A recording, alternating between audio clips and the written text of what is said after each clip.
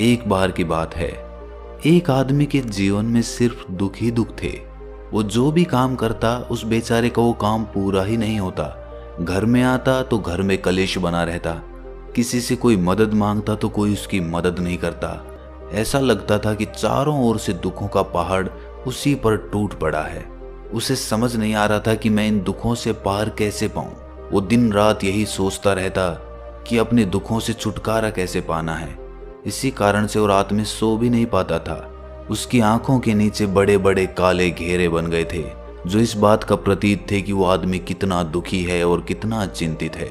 कभी कभी तो उसके मन में आत्महत्या करने के भी ख्याल आते थे, लेकिन अपने परिवार की चिंता करके वो ये कदम नहीं उठा पाता था। वो इतना दुखी हो गया कि उसने निर्णय किया कि वो इन दुखों से छुटकारा पाके रहेगा।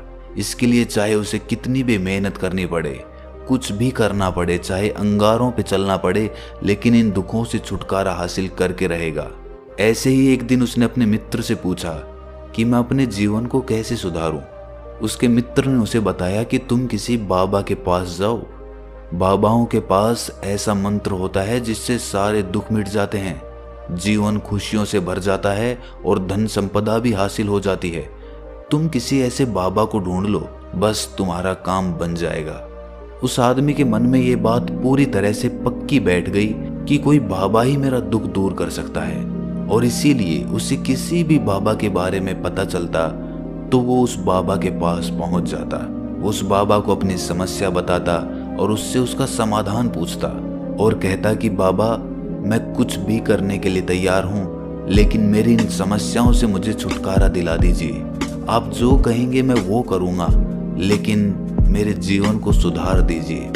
बाबा उसे कुछ टोने टोट के बता देते थे करने के लिए, और बदले में दान दक्षिणा ले लेते थे कि ये टोना टोटका करने के बाद तुम्हारे घर में सुख शांति बनी रहेगी, बस इस टोटके को पूरी विधि के साथ करना। वो आदमी घर लौटकर पूरी विधि के साथ टोने टोटके करने लगा, लेकिन बहुत टोने टोटके करने के बाद भी उसके जीवन में कुछ बदलाव नहीं आया। इसके विपरीत उसका जीवन और ज्यादा दुखी हो गया। जो भी बाबा उसे टोना टोटका देता था, वो बदले में उससे दान दक्षिणा लेता था, जिससे उसका धन भी धीरे धीरे खत्म हो रहा था। इससे उसके जीवन में दुख और ज्यादा बढ़ गए। तब उसे लगा कि बाबाओं के पास जाने से तो मेरे जीवन में दुख कम होने की बजाय बढ़ते ही जा रहे हैं, तो मुझे क्या करना चाहिए? बाबाओं के पास जाऊं या ना जाऊं? फिर एक दिन एक आदमी ने उसे बताया कि तुम अपने घर में किसी पंडित को बुलाकर हवन करवा लो। हवन होगा, घर शुद्ध हो जाएगा।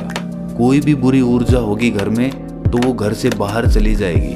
किसी पंडित को बुलाकर पूरे विधि विधानों से मंत्रोच्चारण कराओ और हवन कराओ, जिससे घर में सुख शांति आए। उस आदमी के मन में ये बात बैठ गई और उसने एक पंडित को अपने घर पर बुलाकर हवन करवा दिया। हवन अच्छी तरह से संपन्न हुआ। बदले में पंडित ने भी अच्छी दान दक्षिणा ली और उसके बाद वो वहां से विदा हो गया।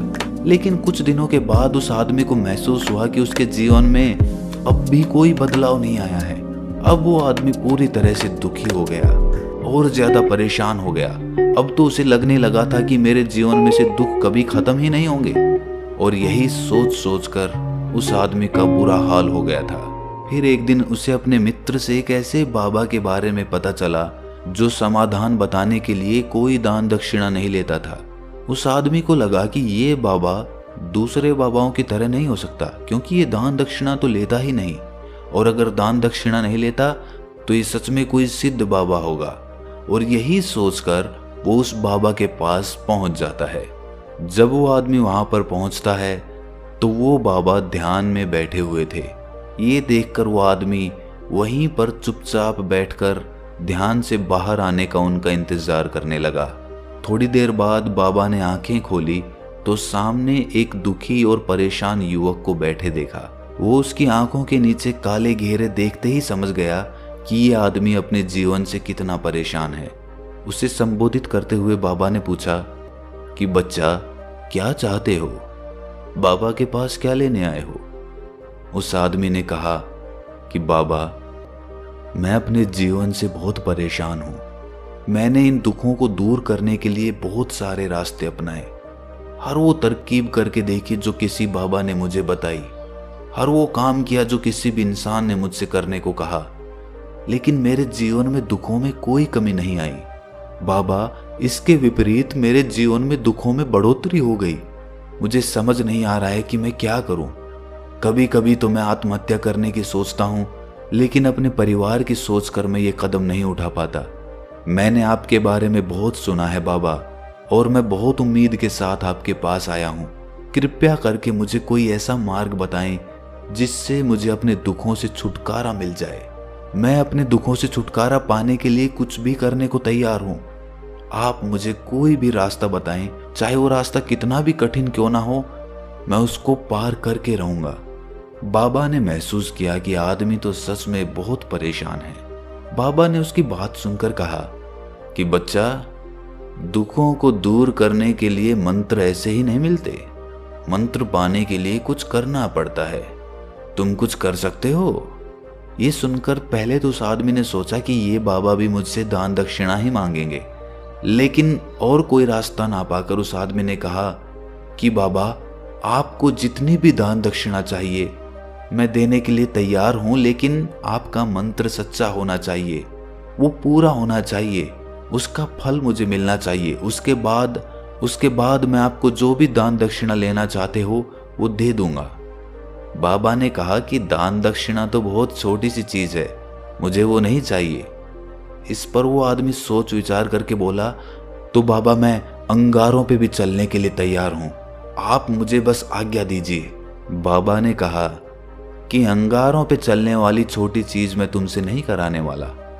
मैं जो तुमसे कराने वाला हूं वो बहुत कठिन मंत्र है, उसे पूरा कर पाओगे? बाबा ने कहा कि बाबा, आप मुझे बताइए तो सही, मुझे करना क्या होगा, मैं कुछ भी करने को तैयार हूं। इस पर बाबा ने उसे कहा कि यहां से जब तुम अपने घर जाओ तो रास्ते में अपने मन में ये दोहराते जाना कि मैं सुखी हूं, मैं सुखी हूं, मैं सुखी हूं। बार बार अपने मन में यही दोहराना, और याद रहे जुबान पर ये नहीं आना चाहिए, ये सिर्फ मन में दोहराना है।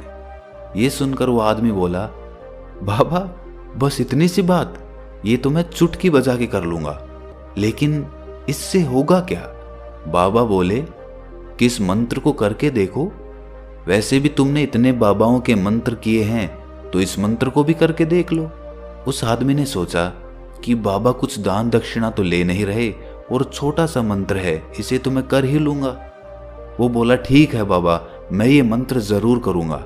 वो आदमी ये कहकर वहां से उठकर चलने लगा, लेकिन जैसे ही वो चलने लगा, पीछे से बाबा ने बोला कि बच्चा, एक बात याद रखना, जब तुम ये मंत्र अपने मन में दोहराओ तो तुम्हारे मन में बंदर के विचार नहीं आने चाहिए, बंदर का ख्याल भी नहीं आना चाहिए, तो ही ये मंत्र सिद्ध होगा। वो आदमी बोला, मुझे तो आज तक बंदर का कोई विचार नहीं आया, तो अब क्यों आएगा? आप चिंता मत करिए बाबा, मैं बस मन में यही दोहराऊंगा कि मैं सुखी हूं, मैं सुखी हूं, इसके अलावा बंदर का कोई विचार मेरे मन में नहीं आएगा। ये कहकर वो आदमी वहां से चल दिया। वो अपने मन में मैं सुखी हूं, मैं सुखी हूं, ये दोहराता हुआ थोड़ी दूर ही चला था कि उसके मन में अचानक बंदर का ख्याल आ गया। बंदर का ख्याल एक बार आया और चला भी गया, लेकिन उस आदमी ने सोचा कि आज तक तो मुझे बंदर का कोई विचार नहीं आया, ये आज बंदर का विचार क्यों आ गया? और ऐसे करके उसने उस बंदर के विचार को पकड़ लिया। वो ये भूल गया कि मुझे क्या मंत्र दोहराना है, और वो बंदर के बारे में सोचने लगा। जब थोड़ी देर बाद उसे फिर से होश आया तो वो फिर से अपना वही मंत्र दोहराने लगा जो बाबा ने उसे बताया था, मैं सुखी हूं, मैं सुखी हूं। लेकिन अचानक से उसे सामने एक बंदर दिखाई दिया, और ये देखकर उसके मन में फिर से बंदर का विचार उठ गया, और वो अपने अंदर से इस विचार को बाहर फेंकना चाहता था। वो चाहता था कि मेरे अंदर किसी भी तरह बंदर का विचार ना आए, लेकिन उसे तो सामने बंदर ही दिखाई दे गया। ऐसे ही जद्दोजहद करते करते वो घर पे पहुंचा, और घर पे पहुंचने के बाद अपनी पत्नी को कहा कि हे बंदरिया, मुझे खाने में बंदर परोस दो। और जब उसे एहसास हुआ कि उसने क्या बोल दिया, तो वो अपने बाल नोचने लगा। वो दीवारों में सर मारने लगा कि आज तक मुझे बंदर का कोई विचार नहीं आया, और आज मुझे ये क्या हो गया है कि मुझे हर जगह बंदर ही बंदर नजर आ रहे हैं। ये कैसी माया है? यही सोच सोच कर वो आदमी रात भर सो नहीं पाया। रात भर करवटें बदलता रहा और सुबह उठकर सीधे उसी बाबा के पास पहुंच गया और उसके चरणों में गिरकर कहा कि बाबा, पता नहीं क्या चमत्कार हो रहा है। आज तक मुझे बंदर का कोई विचार नहीं आया, लेकिन कल से जब से आपने मुझसे कहा कि बंदर का विचार नहीं आना चाहिए, तब से मुझे हर जगह बंदर ही बंदर नजर आ रहे हैं। उस आदमी ने कहा कि बाबा, मुझे तो आपके पीछे पेड़ पर बैठा हुआ बंदर भी केले खाता हुआ दिखाई दे रहा है। ये हो क्या रहा है बाबा? ये सुनकर बाबा हंसने लगे।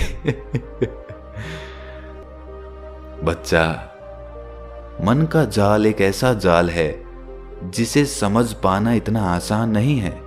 बंदर तो तुम्हारे रास्ते में पहले भी आते थे। जब तुम मेरे पास आए थे तो इन्हीं पेड़ों पे ये बंदर घूम रहे थे, लेकिन तब तुम्हारे ध्यान में ये बंदर नहीं था। तब तुम्हारे ध्यान में सिर्फ अपने दुख थे। इसके बाद बाबा ने उसे बताया कि बच्चा, हम जिस चीज से भी दूर भागना चाहते हैं, वही चीज हमारे मन में बहुत गहरे में प्रविष्ट हो जाती है। वो हमारे अंतर मन में समा जाती है। असल में हम जिस चीज से भी छुटकारा पाना चाहते हैं, उससे छुटकारा इसीलिए पाना चाहते हैं कि वो हमारे साथ बहुत गहरे से जुड़ी हुई है, और हम जितना ही उससे छुटकारा पाना चाहते हैं, वो उतनी ही गहरी हमारे मन में बैठती चली जाती है और आखिरकार वो हमारे अंतर मन में छा जाती है। ऊपर से तो हम चाहते हैं सुखी होना, कि मैं सुखी हूँ सुखी हूँ, हमारे होंठ भी यही बोलते रहते हैं, लेकिन हमारे मन में दुख समाये होते हैं। हमारे विचारों में, हमारे मन में हमें दुख ही दुख दिखाई देते हैं। इसीलिए अपनी जुबान से बार बार ये बोलने से कि मैं सुखी हूँ मैं सुखी हूँ, हम सुखी नहीं होंगे जब तक ये मंत्र हमारे अंतर मन में प्रविष्ट नहीं होगा। इस पर उस आदमी ने पूछा कि बाबा, लेकिन ये मंत्र हमारे अंतर मन में प्रविष्ट कैसे होगा? ये सुनकर बाबा ने कहा कि बच्चा, अपने दुखों से लड़ना बंद कर दो। जब तक तुम अपने दुखों को दूर करने की सोचते रहोगे, तब तक वो दुख तुमसे चिपके रहेंगे। तब तक वो दुख तुम्हारे अंतर मन पर अपना राज जमाए बैठे रहेंगे। और जिस दिन तुम उन दुखों के बारे में सोचना ही छोड़ दोगे, उन दुखों से छुटकारा ही नहीं पाना चाहोगे, उसी दिन से तुम्हारी जिंदगी से दुख गायब हो जाएंगे। क्योंकि किसी भी चीज से छुटकारा पाने के लिए हमें उस चीज के बारे में सोचना पड़ता है, और हम जितना ही उस चीज के बारे में सोचते हैं, वो उतनी ही गहरी हमारे मन में प्रविष्ट होती चली जाती है। हम अधिकतर समय दुखों के बारे में ही सोचते हैं। हम यही सोचते हैं कि हमारे जीवन में दुख है और हमें इससे छुटकारा पाना है। इसी वजह से बार बार सोचने से वो दुख हमारे अंतर मन में प्रविष्ट हो जाते हैं और हमें एहसास भी नहीं होता। इसीलिए अगर तुम दुखों से छुटकारा पाना चाहते हो, तो दुखों से छुटकारा पाने के बारे में सोचना छोड़ दो, तुम्हें दुखों से छुटकारा मिल जाएगा। अक्सर आदमी धूम्रपान छोड़ना चाहता है, शराब छोड़ना चाहता है, सुबह अपने आप से ये वादा करता है कि मैं कोई भी गलत काम नहीं करूंगा, लेकिन शाम को जब लौटता है तो नशे में चूर होकर लौटता है। ऐसा क्यों होता है कि जो हम सोच रहे हैं वो पूरा कर ही नहीं पा रहे हैं?